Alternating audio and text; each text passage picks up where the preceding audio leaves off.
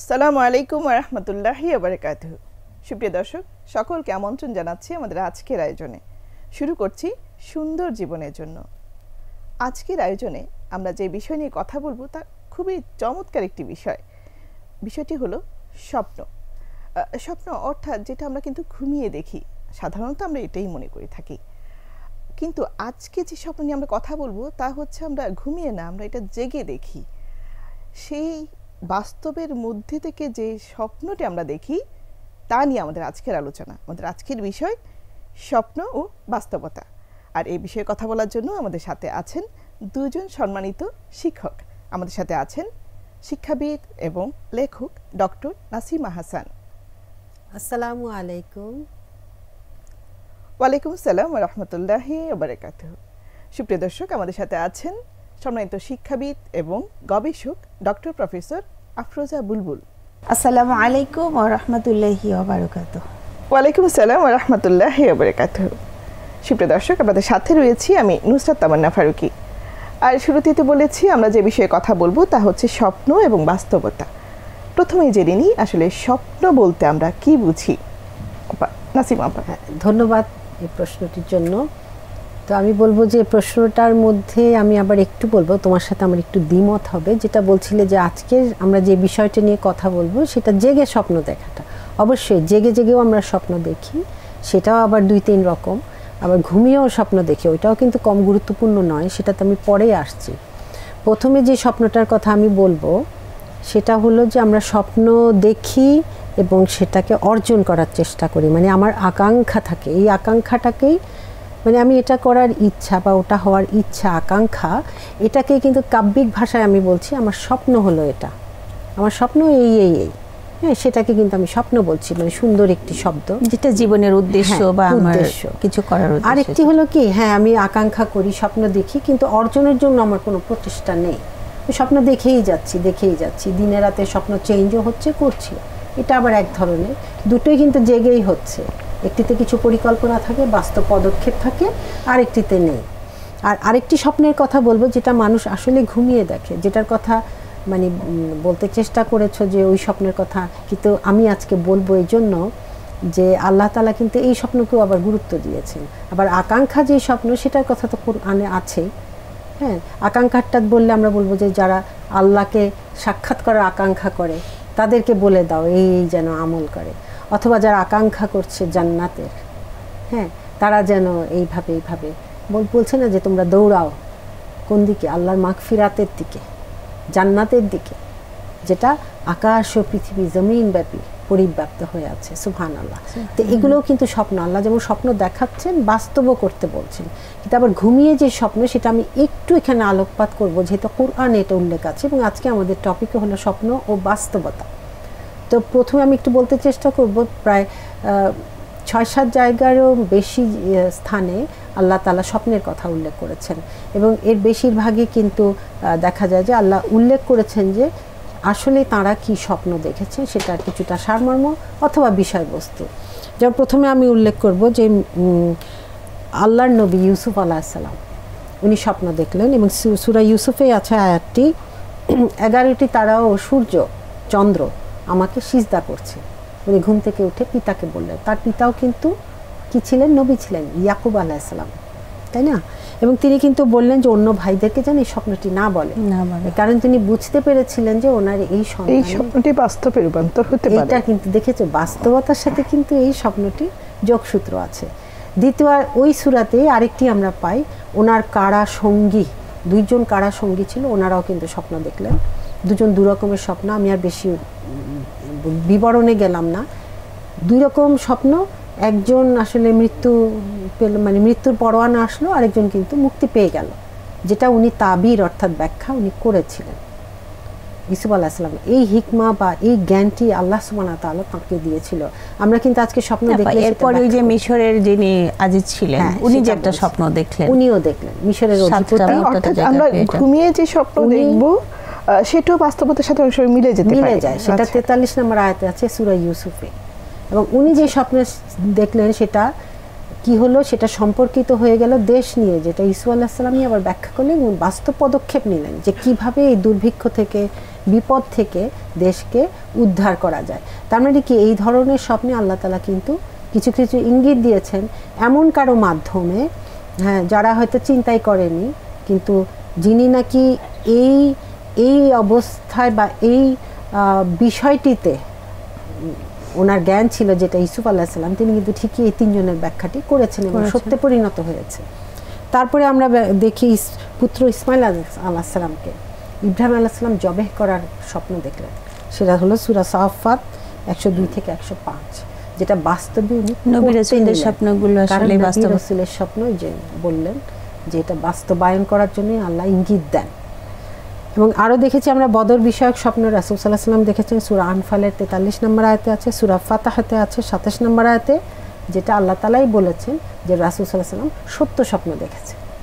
তো এই হলো যে কোরআনে উল্লেখিত গুরুত্বপূর্ণ কিছু স্বপ্নের কথা, যেগুলো বাস্তবে কিন্তু পদক্ষেপ নিয়েছেন ওনারা। কেউ কেউ ছিলেন নবী রাসূল, কেউ কেউ ছিলেন এমনি অধিপতি বা এমনি কেউ, কিন্তু সেগুলো বাস্তবায়িত হয়েছে আবার ইসু আলাইহিস সালামের মাধ্যমে। প্রথম যে 3টি স্বপ্ন আমরা দেখেছি যে ব্যাখ্যাগুলো, এবং পরবর্তীতে উনি মিশরের অধিপতি হলেন, অর্থনৈতিক এবং দেশের যে সমস্ত মানে গুরুত্বপূর্ণ মন্ত্রণালয় কিন্তু উনিই পরে সব কিছু কন্ট্রোল করেছেন। সুবহানাল্লাহ, আল্লাহ তাআলা কিভাবে কি আপাতত এটা কি বলা যায় যে আমি যে জেগে যে স্বপ্নটি দেখছি এবং ঘুমিয়ে যে স্বপ্নটি দেখছি, অনেক ক্ষেত্রে দুটার মধ্যে একটি সামঞ্জস্য থাকতে পারে, কিন্তু এটা সবসময় যে এটার ব্যাখ্যা আমি বুঝতে পারবো তা না। যেমন মুহাম্মদ ইবনে সিরিন, ওনার মতে যে 3 ধরনের স্বপ্ন থাকে, সেটা কি একটি কল্পনা অভিজ্ঞতার, আর একটি শয়তানের ভয় প্রদর্শন কুমন্ত্রণা, আর এটা আল্লাহর পক্ষ থেকে সুসংবাদ। এখন আমার মধ্যে সেই উইজডম বা বিশেষ জ্ঞান যদি আল্লাহ তাআলা দিয়ে থাকেন তাহলে আমি বোঝার কথা, নইলে কিন্তু বোঝার কথা নয়। এবং কোনো মানুষ এই যুগে সরাসরি দাবি করতে পারবে না যে এই স্বপ্নের অর্থ এটাই হবে।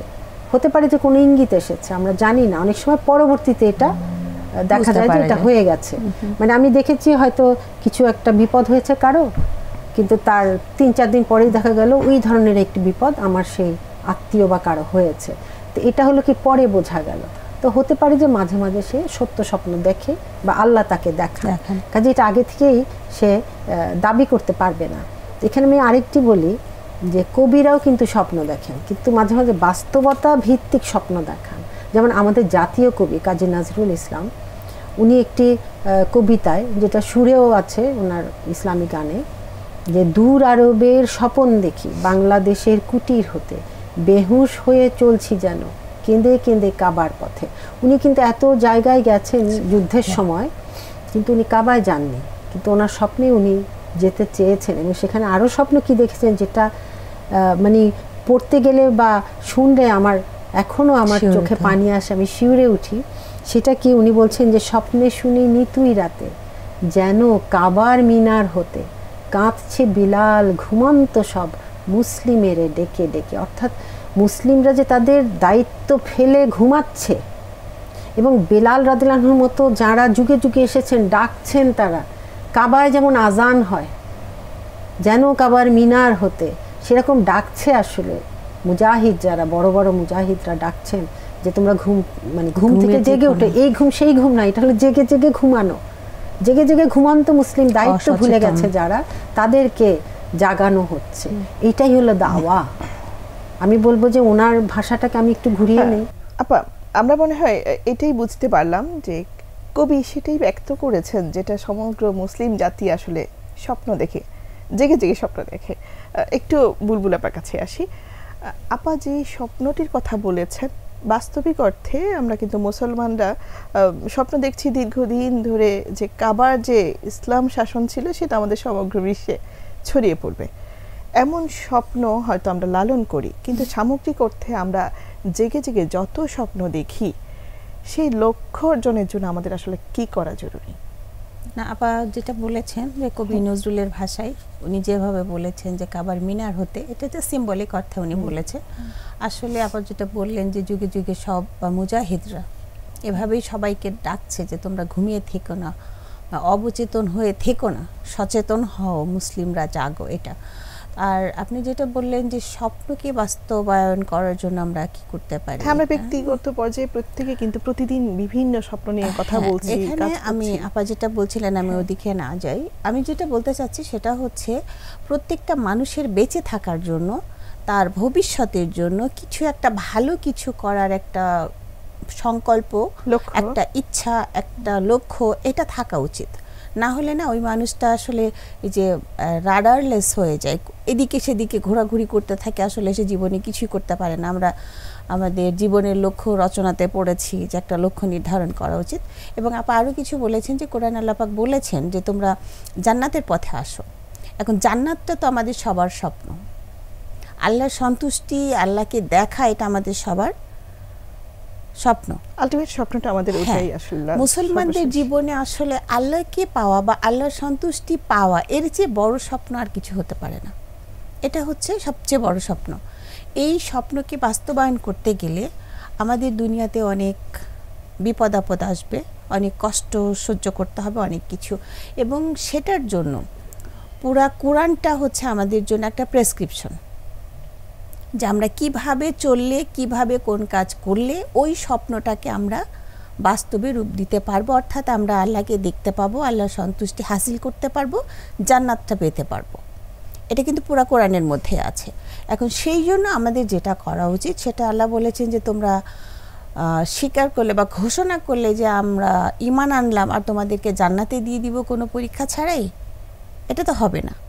সুতরাং আমি যদি আমার লক্ষ্য নির্ধারণ করি, সেটা অর্জন করতে গেলে অনেক ধরনের বাধা বিপদ বা বালা মুসিবত এটা আসবে। আমাদেরকে যেটা করতে হবে সেটা আল্লাহ বলেছেন তোমরা আশাবাদী হও, নিরাশ হও না। তো আল্লাহর সাহায্য থেকে কারা নিরাশ হবে? যারা আল্লাহর প্রতি মানে ঈমান রাখে না পরিপূর্ণভাবে, তারাই কিন্তু আল্লাহর সাহায্য থেকে নিরাশ হয়ে যায়। আল্লাহ এটা করতে নিষেধ করেছেন। তো আমি একটা জিনিসকে মাথায় রাখছি বা ভবিষ্যতের জন্য নির্ধারণ করছি, সেটা বাস্তবায়নের জন্য আমি কি করব। সেটা হচ্ছে আমার ক্যাপাসিটির মধ্যে যতটুকু আছে, আমার যোগ্যতা অনুযায়ী যে এখানে যেই কাজ করা দরকার আমাকে সেটা করতে হবে। আমি যদি হাত পা গুটিয়ে বসে থাকি তাহলে কোনো সফলতা আমার কাছে আসবে না, আমার কোনো স্বপ্নই বাস্তবায়ন করা সম্ভব হবে না। অর্থাৎ আপনি বলছেন স্বপ্ন যখন দেখব তখন আমাকে আল্লাহর উপর নির্ভর করতে, যে আশাবাদী হতে হবে, যে আল্লাহর উপর আমি নির্ভর করব পরে। প্রথমে হচ্ছে আমার নিজের যে যোগ্যতা আমার আল্লাহ রাব্বুল আলামিন আমাকে দিয়েছেন, সেই যোগ্যতার 100% আমাকে ব্যবহার করতে হবে এবং ওই স্বপ্ন অর্জনের জন্য আমাকে চেষ্টা করতে হবে। এটা পরের ধাপে হচ্ছে আমি আল্লাহর উপরে তাওয়াক্কুল করব ফলাফলের জন্য। এটা যদি আমার আল্লাহ রাব্বুল আলামিন আমার জন্য দিয়ে থাকেন তাহলে আমি ওইটা পাবো, যদি উনি আমার জন্য না রেখে থাকেন তাহলে আমি পাবো না। কিন্তু আমার চেষ্টার মধ্যে কোনো কমতি বা খামতি থাকবে না।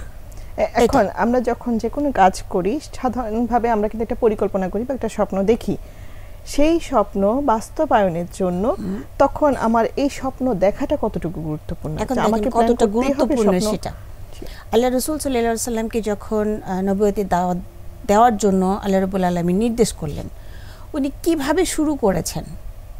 ইসলাম তো সার্বজনীন, এটার কোনো গণ্ডি নাই, এটার কোনো কমিউনিটি নাই, এটা সবার জন্য, বিশ্ব মানবতার জন্য এবং সারা পৃথিবীর মানুষের জন্য, একটা নির্দিষ্ট গোষ্ঠীর জন্য ছিল না। কিন্তু দাওয়াতের সূত্রপাত তো নির্দিষ্ট একটা গোষ্ঠী থেকে শুরু হলো। রাসূলুল্লাহ সাল্লাল্লাহু আলাইহি ওয়াসাল্লাম যেখানে বাস করছিলেন তাদের মধ্যে থেকে একজন, দুইজন, তিনজন এভাবে করতে করতে আস্তে আস্তে তাদের সংখ্যা বাড়তে লাগলো। তার সংখ্যা বাড়ছে, তার মানে হচ্ছে তার শক্তি বাড়ছে, তাই না? এরপরে মক্কা থেকে তারা মদিনায় হিজরত করে চলে গেলেন, কারণ তখনও তাদের শক্তি, মক্কায় যারা বিরোধিতা করছিল তাদের সাথে পেরে ওঠার মতো শক্তিশালী তারা তখনও হন নাই, এতটা শক্তি তাদের তখনও হয় নাই। এবং আল্লাহ রাব্বুল আলামিন নিজেই বলেছেন যে আল্লাহ কাউকে তার সাধ্যের অতিরিক্ত দায়িত্ব দেন না। তো আমি স্বপ্ন দেখব, সেটা বাস্তবায়নের জন্য আমি চেষ্টা করব, তবে আমার ক্যাপাসিটির বাইরে চলে যাবে একেবারে এরকম কিছু করব না। আল্লাহ রাসূল যেটা করলেন যে মক্কা থেকে মদিনায় চলে গেলেন এবং মুসলিম কমিউনিটি তারাও হিজরত করলেন। তারপরে সেখানে যেয়ে তারা কি করলেন, একটা সমাজকে প্রতিষ্ঠা করলেন। এরপরে তাদের শক্তি আরেকটু বাড়লো। এরপরে না ওনারা যুদ্ধ করার মতো একটা পর্যায়ে আসলেন, তাদের শক্তি সেভাবে পৌঁছলো। তখন আল্লাহ রাব্বুল আলামিন তাদেরকে অনুমতি দিলেন যে তোমরা এদের সাথে যুদ্ধ করো। এখন দেখেন যে তাদের টার্গেট বা তাদের ইয়েটা কেমন ছিল, যে আমাদের আমি- এই কমিউনিটিটা হলো, এরপরে আমরা ওই দিকে যাব, তারপরে কোন দিকে যাব, তারপর কোন দিকে, এই যে স্বপ্ন যেটা যে প্রয়োজনীয় পদক্ষেপগুলো যে হ্যাঁ, বাস্তবতা। আমি একটু পরে কি আপনার কাছে আসি, আচ্ছা। একটু নাসিম আপনার কাছে আসি। আপা যেটা বলছেন যেটা মুসলমানের স্বপ্ন, এক কথাই আমরা নজরুল থেকে যেটা পেয়েছি সেটাও মুসলমানের স্বপ্ন ছিল, আর কোরআন যেটা আমাদেরকে নির্দেশ করেছে যেভাবে স্বপ্ন দেখার কথা বলছে সেটাও প্রকৃতপক্ষে আমাদের মুসলমানের স্বপ্ন ছিল। এখন আমরা যারা, আমি যে স্বপ্নের কথা বলছিলাম শুরুতে, সেটা ছিল হচ্ছে আমরা ব্যক্তি জীবনে আমরা যে কাজের জন্য, ছোট ছোট কাজের জন্য যে স্বপ্ন দেখি, আমরা ব্যক্তিগত নিজের জীবনের জন্য যে স্বপ্নটা দেখি, অর্থাৎ জেগে বাস্তবে বসে আমরা যে স্বপ্নটি দেখি, সেই স্বপ্ন একজন মুসলমানের কেমন হওয়া দরকার?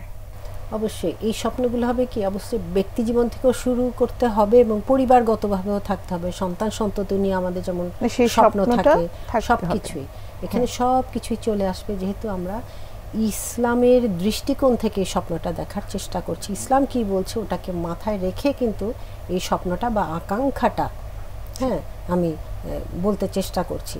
তো এক কথায় কি হবে, আমার বাস্তবে আমি যেখানেই থাকি, ব্যক্তি হিসাবে হোক, পরিবার হিসাবে হোক, সন্তান নিয়ে হোক, আমার প্রথম আকাঙ্ক্ষা বা স্বপ্ন হবে জান্নাতে যাওয়া। এই জান্নাতে যাওয়াটাকে যদি আমি ঠিক করি, তাহলে কিন্তু আমার উঠতে বসতে যে কোনো কাজে এইটার জন্য ইতিবাচক কাজগুলো আমি করছি কিনা, নাকি জান্নাত থেকে দূরে সরে যাচ্ছি, এই দুটো যদি আমি প্রতি মুহূর্তে যাচাই করি। প্রশ্ন সেটা হচ্ছে জান্নাতে যাওয়ার যে জার্নি, মানে যে যাত্রা, যে ভ্রমণ, সেটা কিন্তু আমাকে দুনিয়াতেই করতে হবে, এই পৃথিবীতেই করে যেতে হবে। তখন আমার তাহলে এটা বাস্তব রূপ আমি কিভাবে দিব? এই যে আমি যেটা বলছি একটু খেয়াল করো, যে এই যে জান্নাতে যাওয়ার জন্য যখন আমি মন স্থির করব, তাহলে আমি কি করব, আমার কিন্তু স্বপ্নটাকে বাস্তবায়ন করার জন্য আমি প্রতিদিন খেয়াল করব যে আমি তওবাকারী হতে হবে।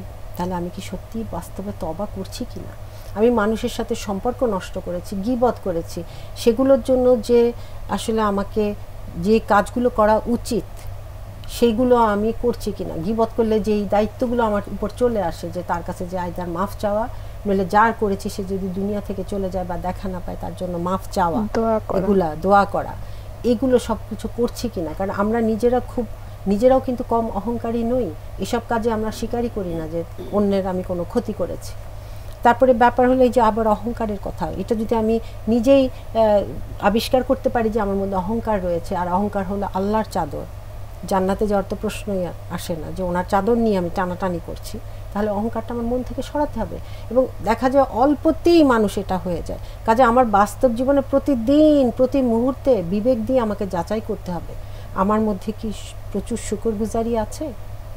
আমরা কি সেই আয়াতটাকে চিন্তা করি যেখানে আল্লাহ তাআলা বলেছেন বিসমিল্লাহির রহমানির রহিম ফাবিআইয়ি আলাই রাব্বিকুমা তুকাজ্জিমান, অতঃপর তুমি হে জিন ও মানব জাতি আল্লাহ তাআলা কোন কোন নিয়ামতকে অস্বীকার করবে, মানে আসলে কোন নিয়ামতকে অস্বীকার করার ক্ষমতা তোমার আছে, বা তুমি এতটুকু মানে তুমি কি এইরকম অহংকার দেখাতে পারো যে নিয়ামতগুলো তুমি পাওনি, তুমি অস্বীকার করবে। কারণ ওখানে কিন্তু নিয়ামতের উল্লেখ আছে, এই যে আমাকে বায়ান দিয়েছেন, কথা, এই যে আমি কথা বলছি, এটাও একটা আল্লাহর নিয়ামত, হেদায়েত দিয়েছেন, আমি এখানে আসার তৌফিক দিয়েছেন, আমি চোখে আলহামদুলিল্লাহ দেখতে পাচ্ছি। আমরা কয়জন আছি প্রতিদিন এটা আমরা যাচাই করছি যে আমি সব পারছি, আমার হয়তো অনেক কিছু নাই, কিন্তু আমার যেগুলো আছে সেগুলো নিয়ে চিন্তা করে আমি শুকরগুজার হচ্ছি কিনা, এটা কিন্তু বিশাল একটা স্বপ্ন বাস্তবায়নে আমাকে প্রথম কৃতজ্ঞতা জ্ঞাপন করতে হবে, তওবা করতে হবে অবশ্যই। তারপরে যেমন আমি উদাহরণ দিয়ে বলছি, পরীক্ষায় আমি A+ পাওয়ার চিন্তা করছি, বা আমার সন্তানকে বলবো তুমি A+ পাও, এখন সে পড়াশোনা করছে না বা সে বুঝতেই পারছে না যেটার জন্য পড়তে হবে, বা একটু পরেই সে বন্ধ করে দিল বই খাতা, তো এটাতে কিন্তু সে পাবে না। এই যে দুনিয়াতেই আমরা এত সচেতন এটা নিয়ে, অথবা যখন পরীক্ষা দিই বড় বড় পরীক্ষার হলে যে কিন্তু আমরা অলসতা করি না, আমরা সত্যিকারের কিন্তু তখন যে লিখে আসি যেটা যেটুকু জানি সময়টাকে কাজে লাগানোর চেষ্টা করি, এইটাই হলো বাস্তব পদক্ষেপ। এই পরীক্ষার হলে যে একটি মুহূর্ত নষ্ট করি না, সেই পরীক্ষার হলের মতোই আমরা দুনিয়ার পরীক্ষার হলে আছি, এখানে নষ্ট করা যাবে না। যেমন আরেকটি আমি পদক্ষেপ বলি যেটা বর্তমানে ঘটছে, সেটা হলো পরকীয়া। কেউ পরকীয়ায় জড়িয়ে গেছে, এখন সে জান্নাতেও যেতে আকাঙ্ক্ষী, তাহলে কি হবে, তার আকাঙ্ক্ষা আছে, তাহলে ওই সম্পর্ক শেষ করতে হবে। সোশ্যাল মিডিয়াতে যত রকমের পদ্ধতি আছে সেখান থেকে তার সরে আসতে হবে। তার পরিবারকে সংরক্ষণ করতে হলে এইটাই হলো সওয়াবের কাজ, সে যদি সরে আসতে পারে, এবং আসতেই হবে। অর্থাৎ আমরা স্বপ্ন বাস্তবতার যে জার্নি, সেটার মধ্যে আমাদেরকে প্রথম আপনি যেভাবে বলছিলেন সেটা হচ্ছে আমাদেরকে অবশ্যই তওবা করতে হবে, আমাদেরকে অবশ্যই শুকরগুজার করতে হবে, নিজেকে যাচাই, তারপর হচ্ছে আমাদের সামাজিক একটা ব্যাধির কথা বলছেন যে পরকীয়া, যেটা আমাদের সামাজিক ভাবে আসলে, আমি আপার কাছে আসছিলাম আসলে সময়ের একেবারে শেষ প্রান্তে, আমরা আপা যেটা বলছেন ঠিক বলুন না। আপার কথা রেস ধরে যে আমরা কি বাস্তবতা, এখানে আমাদের দুইটা হক আছে, একটা হচ্ছে হকুল্লাহ, একটা হচ্ছে হকুল ইবাদ। তো হকুল্লাহ এবং হকুল ইবাদ, যেটা বান্দার হক, এই দুইটা হক বা দায়িত্ব কর্তব্য যদি আমরা ঠিকঠাক মতো পালন করি, তাহলে কিন্তু এটা আমাদের জন্য আরেকটু বেশি সহজ হয়ে যায়। এই জন্য জানতে হবে আসলে কার কি হক আছে আমার প্রতি। তবে রূপান্তর করার জন্য ব্যক্তি আমাকে আগে রেডি থাকতে হবে, আগে আমাকে জানতে হবে, আর জানার জন্য আমাকে পড়তে হবে, জ্ঞান অর্জন করতে হবে। জ্ঞান ছাড়া আমি কিছুই করতে পারবো না। সুতরাং আমার যদি জ্ঞান না থাকে যে আমি কোনটা করার জন্য কি করবো, এবং আল্লাহ রাব্বুল আলামিন বলেছেন যে বিষয়ে তোমার জ্ঞান নাই, যে জানে তার কাছ থেকে জেনে নাও। সুতরাং কোনো কাজ হতেই পারে যে আমি এটা করতে চাই কিন্তু আমি পারি না, যে এটা আসলে কিভাবে করতে হবে। তো যে জানে, যার কাছে জ্ঞান আছে, তার কাছে আমাকে যেতে হবে। আমরা আরেকটা যুক্ত করতে পারি আবার শেষ, আমরা অনুষ্ঠানে একেবারে শেষ প্রান্তে, সেটা হচ্ছে আপনি বলছেন সেটা আমাকে জানতে হবে। আপনি যদি ছোট্ট করে আমাদেরকে আরেকটু বলেন যে স্বপ্নকে যখন আমি বাস্তব রূপ দিব, আমার পদক্ষেপগুলো কি কি হওয়া দরকার, সংক্ষিপ্ত যদি। প্রথমত হচ্ছে আল্লাহ কাউকে তার সাধ্যের অতিরিক্ত দায়িত্ব দেন না। সুতরাং মানুষ হিসেবে আমি প্রথমে আমার যোগ্যতাকে মাপবো, যে কোন কাজ করার কতটুকু যোগ্যতা আমার আছে, সেই যোগ্যতা মাপার পরে আমি আমার স্বপ্নটাকে নির্ধারণ করব যে আমি কতটুকু করতে পারি। এবং যেখানে আমি টার্গেট করলাম যে আমি এই পর্যন্ত যেতে পারবো বা এটা আমি করতে পারবো, তাহলে ওইটা করার জন্য যা কিছু করার, একটা হাদিসে আসছে যে তুমি দুনিয়ার কাজ এমনভাবে করবে যেন তুমি চিরদিন দুনিয়াতে থেকে যাবে, এত ভালোভাবে করবে। আর যখন তুমি ইবাদত করবে তখন মনে হবে এই মাত্র তুমি, মানে এটা শেষ করার সাথে সাথে তুমি মারা যাবে। সুতরাং এত ডেডিকেটেড অবস্থায় সেই আমলটা করতে হবে। তো এইরকম যদি আমাদের প্রত্যেকটা স্টেপ হয় যে আমি এভাবেই চেষ্টা করছি যে এটা আমি সারা জীবন দুনিয়াতে থাকবো, সুতরাং ওটাকে আমাকে অ্যাচিভ করতে হবে, ওটার জন্য যা করার আমাকে করতে হবে যতটুকু সম্ভব। এবং যদি কোরআন হাদিসের আলোকে আমরা করি, তাহলে হালাল এবং হারাম যে পদ্ধতিগুলো আছে, আমি ওটা করতে চাই, ওটাকে আমি অ্যাচিভ করতে চাই, কিন্তু হালাল, শুধুমাত্র হালাল যে পদ্ধতি আছে এই পদ্ধতিতে আমি আগাবো। অন্য কারোর হক নষ্ট করে বা যেটা ইসলাম সাপোর্ট করে না, এই ধরনের অনৈতিক কোনো ওয়েতে আমি সেটা অ্যাচিভ করতে চেষ্টা করব না, এটা আমার সাথে যাবে না। এবং সেই সাথে সাথে অন্য কারোর হক যেন আমি নষ্ট না করি, আমার দ্বারা পরিবেশ দূষিত না হয় বা সিস্টেম ব্রেকডাউন না হয় এবং অন্যের হক নষ্ট না হয়, এই বিষয়গুলোকে মাথায় রেখে যদি আমরা কাজ করি। এবং সর্বোপরি যেটা, সেটা আমি আগেও বলেছি, যা কিছু করি না কেন একমাত্র উদ্দেশ্য থাকবে আমার কাজের মাধ্যমে আমি আমার আল্লাহকে সন্তুষ্ট করতে চাই। এটা যদি থাকে তাহলে দুনিয়ার সবকিছু হয়ে যাবে। আল্লাহ সন্তুষ্টি পাইলে দুনিয়াতে আমার আর কিছু আলাদা করে চাইতে হবে না, অটোমেটিক্যালি চলে আসবে, হয়ে যাবে ইনশাআল্লাহ। একটু কি অ্যাড করা যাবে? জি প্লিজ। ছোট্ট একটি কথা বলি যে একজন মনীষী এইভাবে মন্তব্য করেছিলেন, বাস্তবতা যখন আসবে স্বপ্নের ব্যাপারে বা কোনো একটি দায়িত্বের ব্যাপারে, তো এরকম এসেছিল যে রাসূলুল্লাহ সাল্লাল্লাহু আলাইহি ওয়াসাল্লামকে মক্কি যুগের প্রথম দিকে বলা হয়েছিল সুন্দরী নারী দেয়া হবে, রাজ্য শাসন দেয়া হবে, তবুও তুমি এই বাণী প্রচার করো না। কিন্তু তখন তিনি কথা শুনেননি, তিনি কোনো নারীও চাননি, রাজ্য শাসনও চাননি। তখন উনি সুন্দর করে বললেন যে রাজ্য শাসন দিলে তিনি পেয়ে যেতেন। কিন্তু তখন কি হতো, বাস্তবতা হলো যে তখন ওনার অ্যাডভাইজার বা মন্ত্রী হতো সব কাফিররা। মানে খুব সুন্দর করে উনি বুঝিয়েছেন যে আল্লাহ রাসূল তো সেটা নেননি, আল্লাহ তাকে সেই বিশেষ জ্ঞান, নবুয়তি জ্ঞানে গুণান্বিত করেছিলেন। তো এটাই হলো বাস্তবতা, যে বাস্তবে এটা কিন্তু উনি করেননি। অর্থাৎ আমাদের স্বপ্নটা হবে এমন যেন আমরা দুনিয়াতে থেকে আল্লাহ তাআলার সন্তুষ্টি অর্জনের মাধ্যমে আমাদের পরকালটা যেন আমরা নিশ্চিত করতে পারি। যেখানে আল্লাহর যে উদ্দেশ্য মানুষ সৃষ্টির, ইল্লা লিয়াবুদুন, যে মানুষ শুধু তার ইবাদত করবে, অন্য কারোর ইবাদত করবে না, এইটা যেন মানে বাস্তবে রূপদান করা সম্ভব হয়, যেন থাকে, আমরা যেন এটি ধারণ করে তারপর স্বপ্ন দেখি। ধন্যবাদ বুলবুল আপা, সেই সাথে ধন্যবাদ জানাচ্ছি নাসিমা আপাকে।